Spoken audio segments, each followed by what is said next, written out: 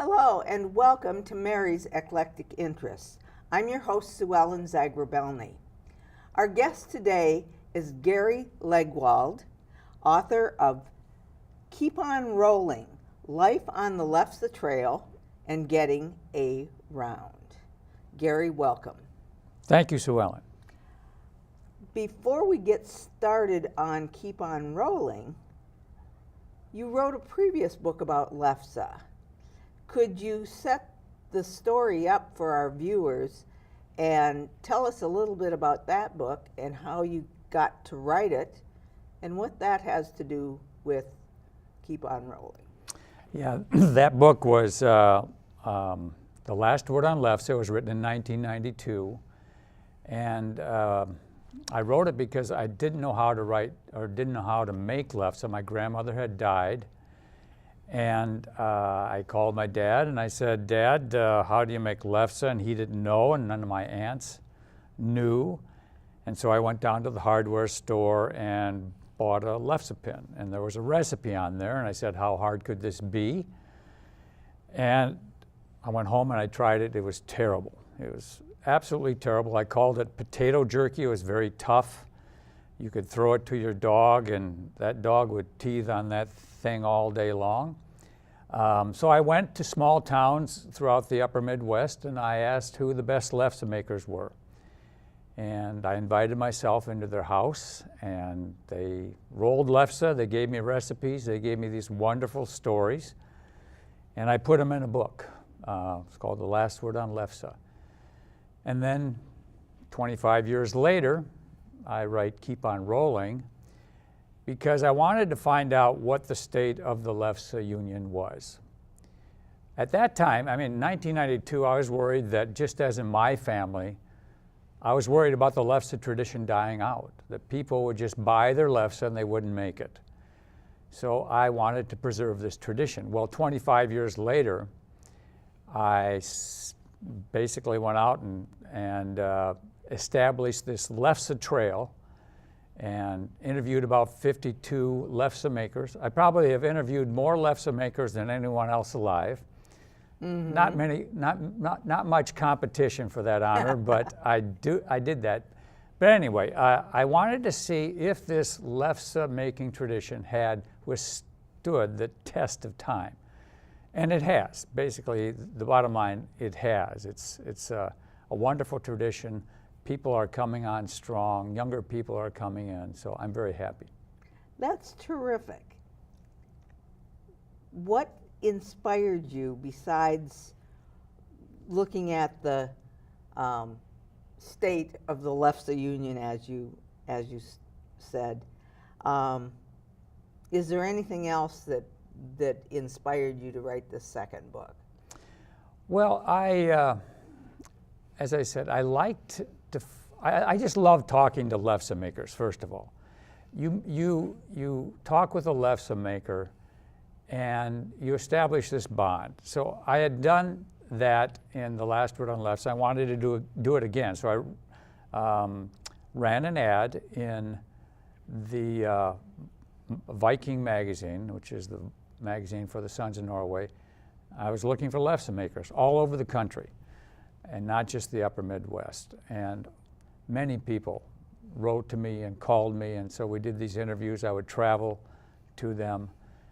And I wanted to establish this Lefse Trail, because this Lefse Trail is 13 stops in 6 states. And 6 of those stops are Lefse making factories. Fascinating places where you can see Lefse being mass produced and the challenges that go into that. And then other places are festivals and museums where Lefse is featured. Now imagine that, a museum with Lefse being featured. But there is a trail that starts in Wisconsin, goes up through Minnesota, North Dakota, Montana, and then all the way out to Portland, Oregon. Oh my goodness. Could you talk about the transitions that you were going through in the second book, in writing the second book? I understand that some things happened in your life that maybe had an impetus to bring you to write this? Sure. First of all, I had taken a job where when you write a book, it's a different kind of writing. You have this room to breathe. And it had been a long time since I had written a book. And I didn't know if I could do it again. I'm 25 years older. And I didn't know if I had my writing chops. And I'd also had a heart attack 12 years ago. And, as you age, you just question whether you still have it. And I still had it. In fact, as I was writing the first and second chapter, I took some liberties that I hadn't done with my first book.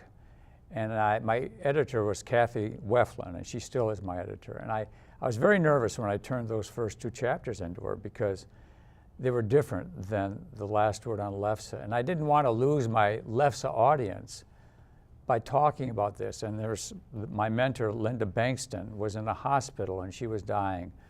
And so it was a bit darker, and but that's part of life. You have these dark moments. Yes. And throughout it all, I wanted to keep Lefse as my touchstone. So I tried it, and Kathy loved the first 2 chapters, and so I took a deep breath and I says, okay, I'm ready to go. But it also, I think, my maturity as a writer shows in this latest book. There's more poetry. I've written a Lefse song. And I've tried to keep Lefse light, but it has meaning to us as we age, just as any traditional food. It has meaning to us as we age, and I wanted to honor that tradition. Okay. What inspired the title of the book, Keep on Rolling, and the subtitle of it? Well, Keep on Rolling, when I would sign my first book, The Last Word on Lefse, I would, sometimes I would say Sue Ellen and try something clever. And then that got to be a little bit unwieldy to do that. So I just came up with Keep on Rolling. Sue Ellen, Keep on Rolling, Gary Legwold. And then as I thought about that, Keep on Rolling, it has the Lefse making application, but it also talks about life. It's a good philosophy. You just keep on rolling. Stuff happens to you, you just keep on rolling. You can have surgeries, life events, good things, bad things. And if your philosophy is just keep on rolling. So I use that in I like that as my title, and then my subtitle, Life on the Lefse Trail. I had established this Lefse Trail, which I recommend for anybody, and then learning to get around. Always in my books, I want to impart that techniques and tips about learning to make Lefse. That's why people come to the book. They want to make Lefse. They want the stories, but they want to make Lefse, and they want to make good Lefse. So as I said, I interviewed at least 52, who gave me these wonderful quotes and tips about how they make Lefse, and so they're all in the book. Could you talk a little bit more about the Lefse Trail? You mentioned that it was in 6 states, but are the towns big towns, little towns? You mentioned there were some mass-produced Lefse factories. Talk a little bit about that, please. It starts in Blair, Wisconsin. So most of the towns are small towns. It starts in Blair, Wisconsin at Countryside Lefse, a big plant there. It goes over to Decorah, Iowa, where the Vesterheim, the Norwegian American Museum is. Many Lefse rolling pins are there, historic Lefse rolling pins. Then it goes over to Cresco, Iowa, where Bethany Housewares is. This is where all the Lefse grills are made.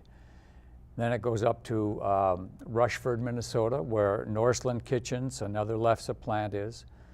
Then it goes up to St. Paul, Northwest Casting, where the aluminum grills are actually cast. Then it goes to Starbuck, Minnesota, which is the home of the world's largest Lefse. They have a museum there that honors this occasion that happened in 1983 as part of their centennial celebration. And then it goes to Osakis, Minnesota, where Jacob's Lefse is. Then it goes up to Gonvick, where Mrs. Olson's Lefse is. Then over to West Fargo, where Freddie's Lefse. All those last three are Lefse-making plants. Then it goes up to the Norse Husfest in Minot, Minnesota, or Minot, North Dakota.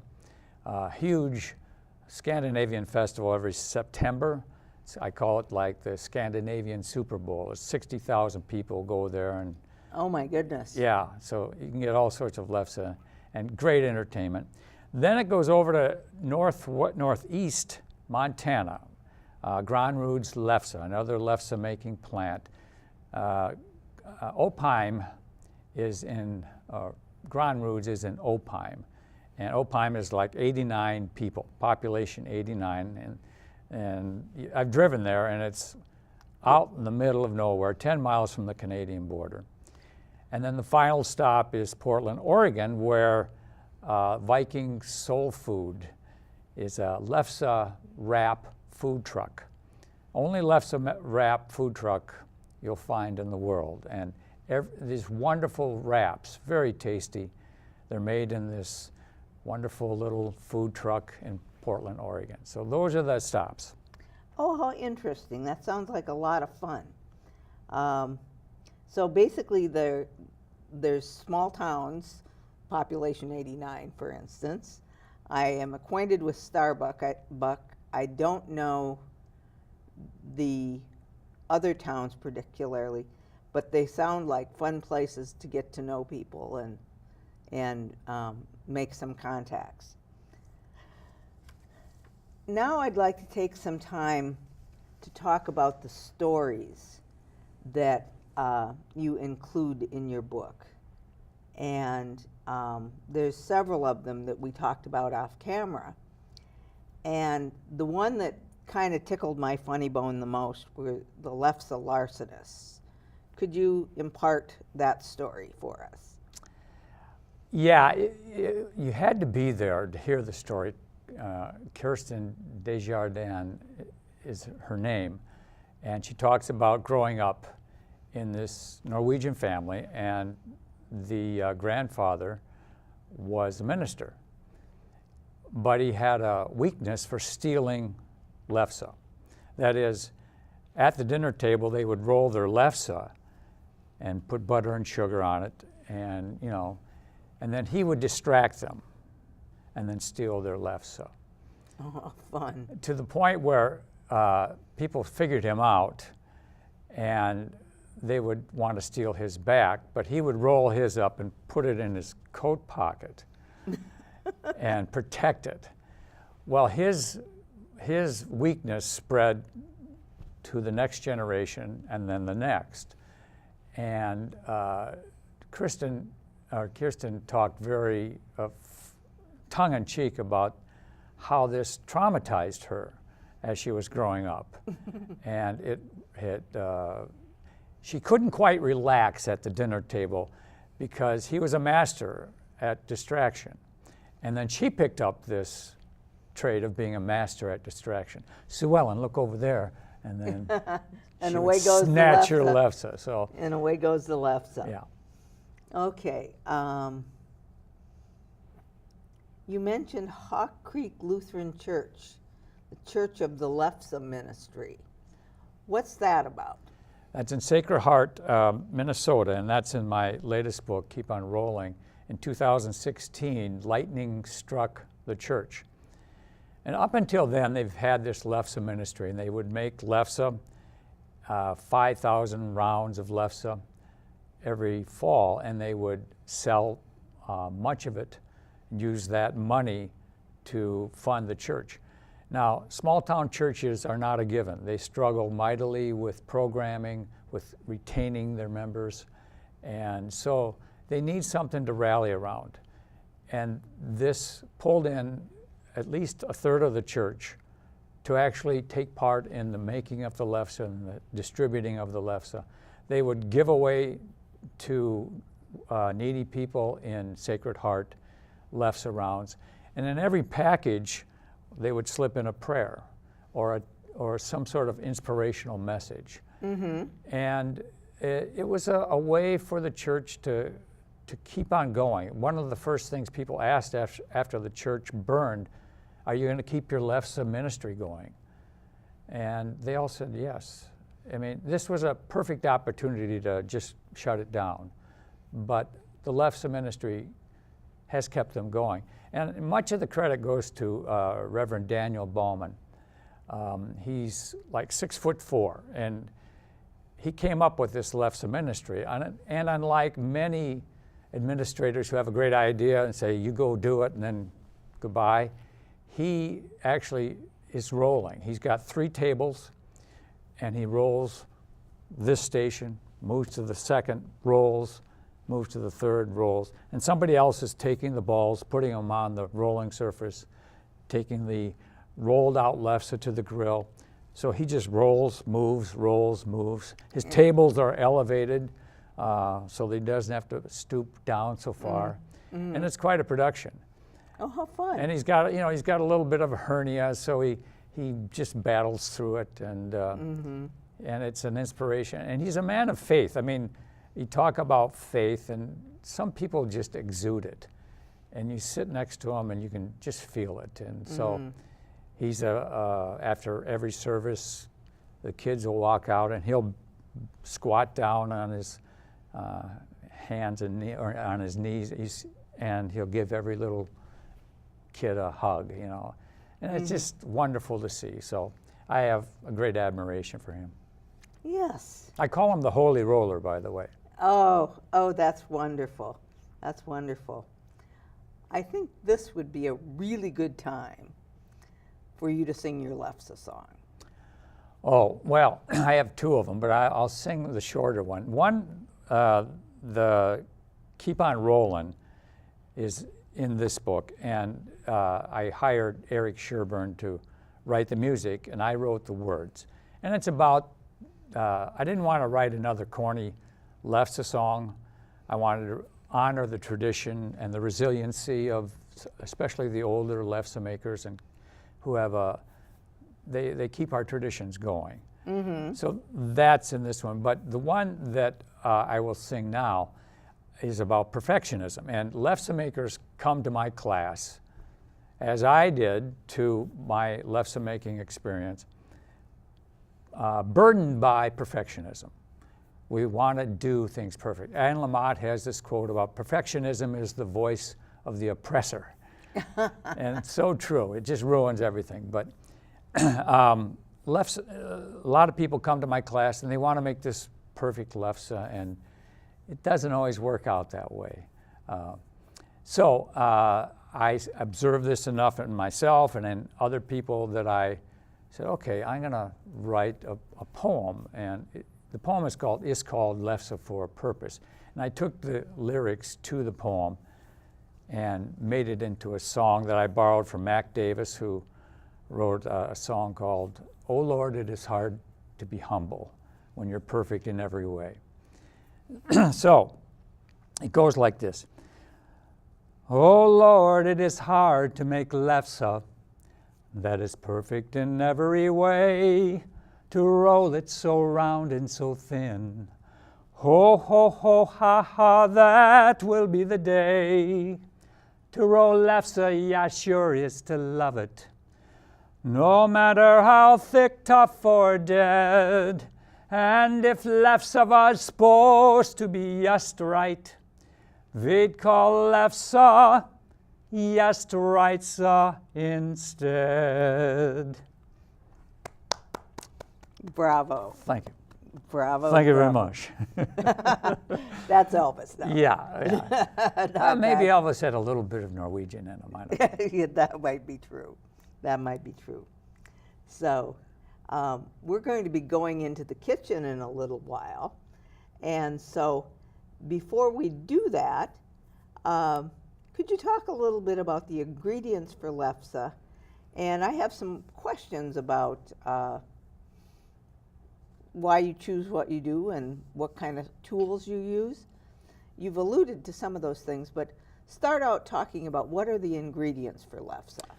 Well, potato lefse there's potato lefse and then there's lefse that's not made with potatoes.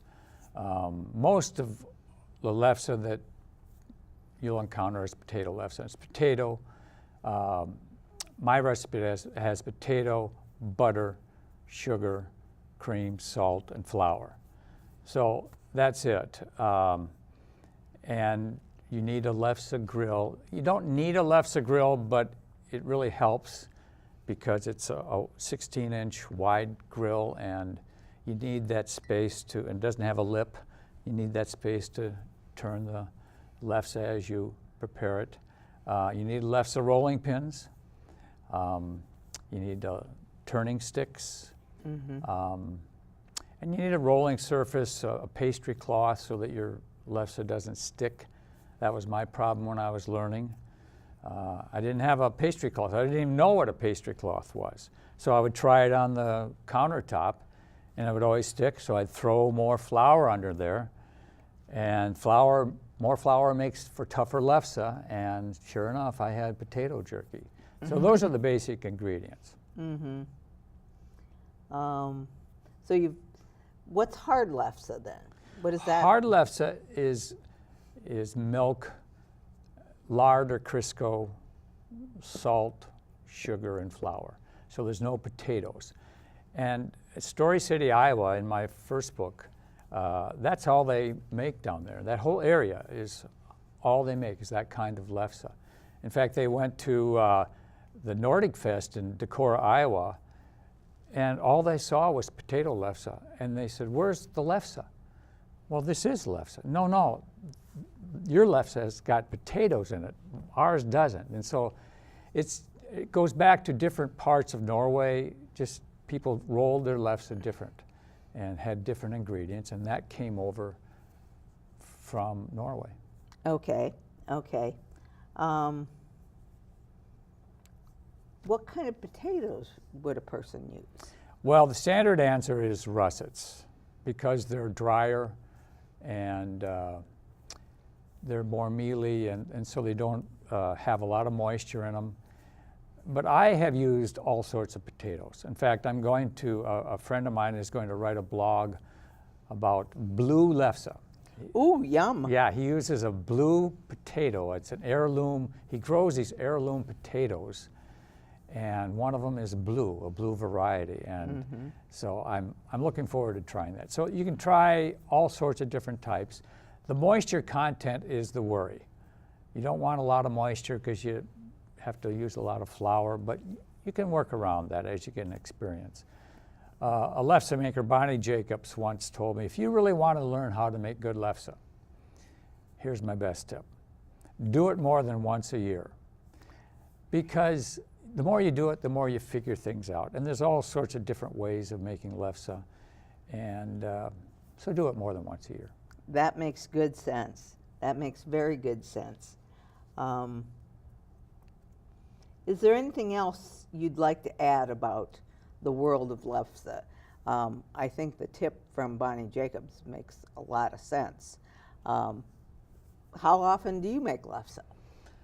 Oh, I make it, it used to be I only made it in the fall as it led up to the holidays. But now I make it, I've been making it once or twice a month because I've started the blog on lefseking.com, and I want to keep the world of lefse goes dark basically Christmas Eve because people make their lefse and then they don't do it for another year. So I want to keep that stage alive, the lefse stage alive. And so I developed these lefse wraps. 13 original lefse wrap recipes are in the book. I hired a chef named Merritt Campbell. She came up with these wonderful ingredients. So you can have these lefse wrap parties throughout the year. And you can use it throughout the year to bring in the younger people. you and I were talking before, if I want to get my kids and grandkids off the couch and away from the TV, all I have to do is bring out the Lefse grill, because they love to make lefse. They love to eat lefse. It's one thing that we have in our favor as Norwegians or Scandinavians. Lefse tastes great. And if we want to bring in younger people into our traditions, that's our secret weapon. And let me just end with this idea of preserving traditions. I mean, that's why I write my books. I've talked to so many people who, they look at me at Christmas especially, and they're searching for traditions. And they are so envious that we have got all of these Scandinavian traditions that many within the fold, so to speak, they kind of take for granted. Mm-hmm. But there are many who are outside the traditions, who don't know what to do, what to prepare at the holidays, and they're looking for tradition. So I'm grateful that Lefse is in my quiver. I can use that to bring in people. Gary, how did you publish your book? Can you talk a little bit about the process? You've talked about writing it, interviewing the people. How did you get your book published? Conrad Henry Press published the book, and basically it's available through my website, lefseking.com, www.lefseking.com. It's also available in Scandinavian gift shops and bookstores throughout the country. But I'm very proud of my website, because not only can you get my 4 books, but you can also get these heirloom Lefse rolling pins that are made by members of the Minnesota Woodturners Association. The idea there is to pass on to your kids and grandkids a beautiful piece of art that's also very functional. You use it and then you display it. You can get my song, Keep on Rolling there, the score, for people who like to play the piano or sing the song. Mm-hmm. And you can read the blog. I have many guests.